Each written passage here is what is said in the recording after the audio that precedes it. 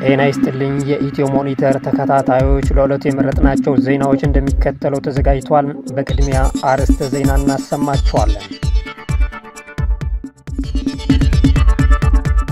የሱዳን የእርዳታ ስራዎች ሊቆም እንደሚችል የተባበሩት መንግስታት ድርጅት አስጠነቀቀም።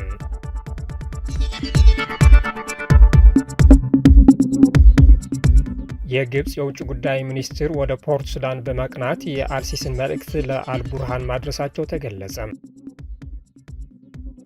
የቀድሞው የሊቢያ መሪ ፕሬዝዳንት ሙአመር ጋዳፊ ልጅ ሃኒባል ጋዳፊ ከእስር መፈታቱ ተሰማም።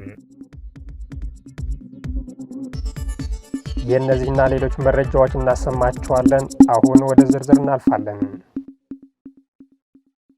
ኢትዮጵያ 32ኛውን የተባበሩት መንግስታት የአየር ንብረት ጉባኤ እንድታስተናግድ መመረጧ ተገለጸ። ኢትዮጵያ 32ኛው የተባበሩት መንግስታት የአየር ንብረት ጉባኤ ኮፕ 32 እንድታስተናግድ ተሳታፊ ሀገራት ተስማምቷል። ኢትዮጵያ የአየር ንብረት ለውጥ ተጽዕኖን ለማቋቋም በርካታ ተግባራትን እያከናወነች ሲሆን 32ኛው ጉባኤ ለማስተናገድ ባለፈው መስከረም ወር ጥያቄ አቅርባ ነበር። በብራዚል ቤለም እየተካሄደ በሚገኘው 30ኛው የተባበሩት መንግስታት የአየር ንብረት ጉባኤ ኮፕ 30 ተሳታፊ ሀገራት የኢትዮጵያን ጥያቄ በመርህ ደረጃ መቀበላቸው ተገልጿል። የኮፕ 30 ጉባኤ ፕሬዝዳንት አንድሬ ኮሪያ ዱላጎ የጉባኤው ተሳታፊ ሀገራት ሁነቱን እንድታስተናግድ መስማማታቸው ገልጾም በዛሬው ዕለት በይፋ ኃላፊነቱን ትቀበላለች ነው ያሉት።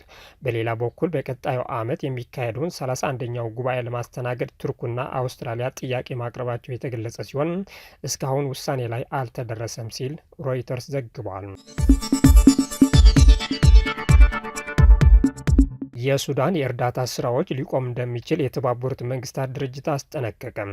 የተባበሩት መንግስታት የስደተኞች ኤጀንሲ ማክሰኞ ዕለት በሱዳን በጦርነት በተጎዳም የሰሜን ዳርፉር ክልል ውስጥ የሚደረገው የሰብአዊ ጥረት በአስቸኳይ የገንዘብ ድጋፍና የእርዳታ አቅርቦቶችን ደህንነቱ በጠበቀ ሁኔታ እስካልተሟላ ድረስ ሙሉ በሙሉ ሊቆም እንደሚችል አስጠንቅቋል። ምንም እንኳን እየጨመረ የመጣውን ፍላጎት ቢኖርም የሰብአዊ ተግባራት አሁን ወደ ውድቀት አፋፍ ላይ ናቸው ሲሉ ዓለም አቀፍ የስደተኞች ድርጅት IOM ባወጣ መግለጫ አስታውቋል። አክለውም መጋዘኖች ባዶ ናቸው፣ የእርዳታ ኮንቮዮች ከፍተኛ የሆነ የደህንነት ችግር ያጋጥማቸዋል እና በቂ እርዳታ እንዳይደርስ ለማድረግ የመዳረሻ ገደቦች ቀጥሏል ብሏል። የዓለም አቀፉ የስደተኞች ድርጅት IOM በሱዳን ጦርና በተቀናቃኙ የፈጣን ድጋፍ ኃይሎች መካከል የተፈጠረውን ጦርነት ያስከተለው የሰብአዊ ተጽዕኖ ለማቃለል ተጨማሪ ገንዘብ እንደሚያስፈልግ ተናግሯል። ኤጀንሲው ያቀረበውን ጥያቄ ምላሽ ካልተሰጠም ከዚህ የበለጠ አስከፊ አደጋ እንደሚከሰት አስጠንቅቋል። ቡድኖቻችን ምላሽ እየሰጡ ነው፣ ነገር ግን አለመረጋጋትና የተሟሉ አቅርቦቶችን ማለት ከሚያስፈልጋቸው ውስጥ ጥቂቶችን ብቻ ነው እየደረሰን ያለው ሲሉም የድርጅቱ ዋና ዳይሬክተር ኤምፖፕ በሰጡት መግለጫ ተናግሯል። የተባበሩት መንግስታት የሰብአዊነት ኃላፊ ቶም ፍሌቸር ማክሰኞ ዕለት ወደ ፖርት ሱዳን ገብቶም ከባለስልጣናት ከተባበሩት መንግስታት የሰብአዊነት አጋሮችና ከዲፕሎማሲያዊ ማህበረሰብ ጋር ተገናኝተዋል ሲል የተባበሩት መንግስታት ምክትል ቃል አቀባይ ፍርሃን ሀቅ ተናግሯል።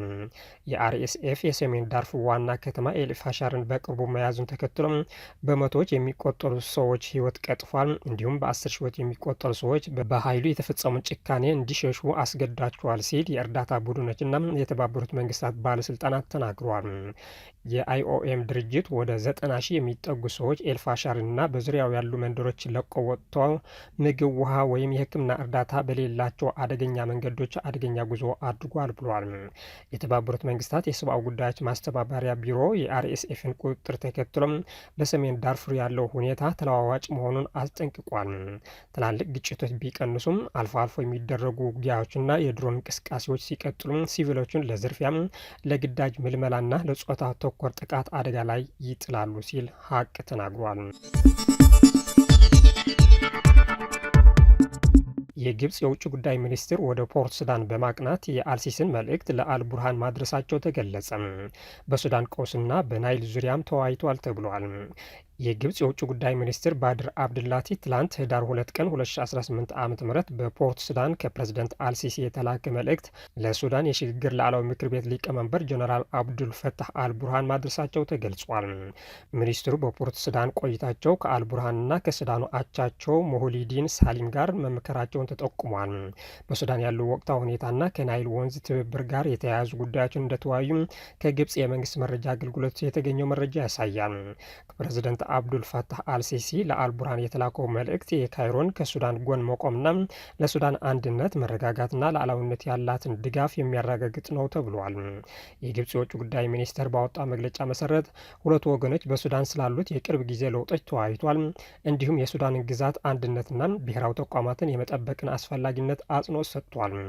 አብዱልናቲ የግብጽ አቋም የመጣው ከፕሬዝዳንት ሲሲ መመሪያዎች መሆኑንና በሁለቱ ሀገራት መካከል ካለው ታሪካዊና ወንድማዊ ግንኙነት የመነጨ ነው ሲሉ መናገራቸውም ተካቷል። ጀነራል አልቡርሃን የግብጽን ቀጣይነት ያለው ድጋፍ በማድነቅ ለፕሬዝዳንት ሲሲ ምስጋናቸው አቅርቧል ያለው መረጃም እንዲሁም ግብጽ በዘላቂ ቀውስ ወቅት ለሱዳን የምታደርገው ቅንና ወጥነት ያለው ድጋፍ እንድትቀጥልም ሲሉ ማሳሰባቸው አመልክቷል። የቀድሞው የሊቢያ መሪ ፕሬዝዳንት ማዕመር ጋዳፊ ልጅ ሃኒባል ጋዳፊ ከእስር መፈታቱ ተሰማ።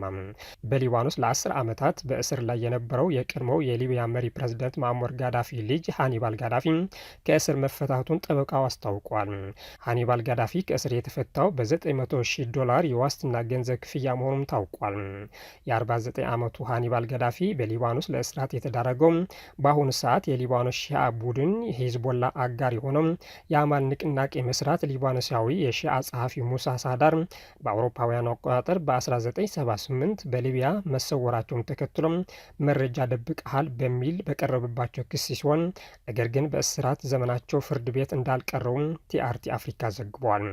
ይሁን እንጂ ሙሳ ሳዳር በሊቢያ ሲጠፉ ሃኒባል ጋዳፊ ገና የ2 ዓመት ህፃን ነበረ።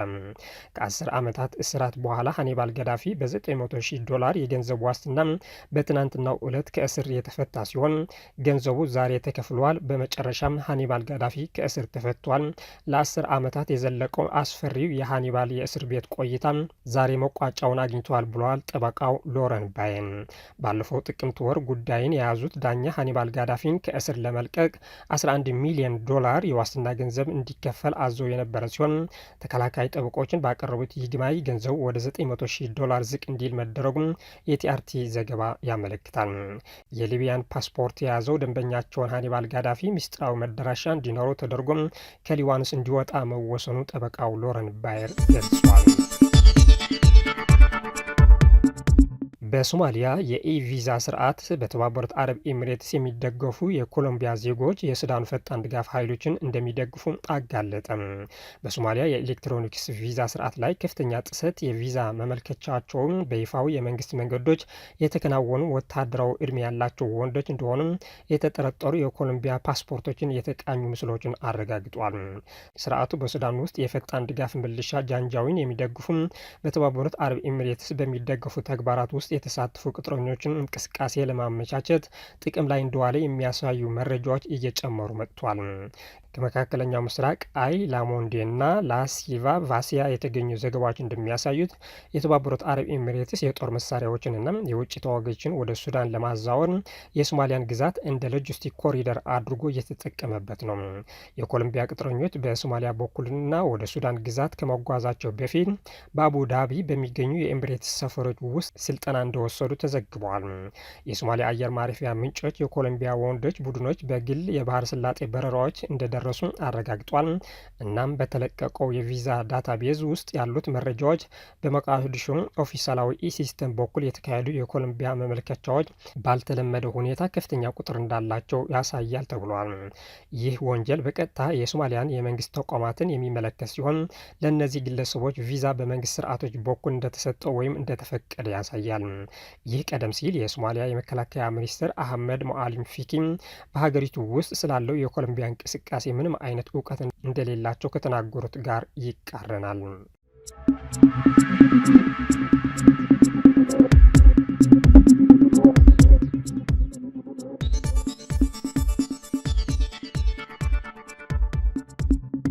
የተከበራችሁ ተከታታዮች ለዛሬ ያዝናቸው ዜናዎች እነዚህ መስሉ ነበር። ስለተከታተላችሁ እናመሰግናለን። መልካም ቀን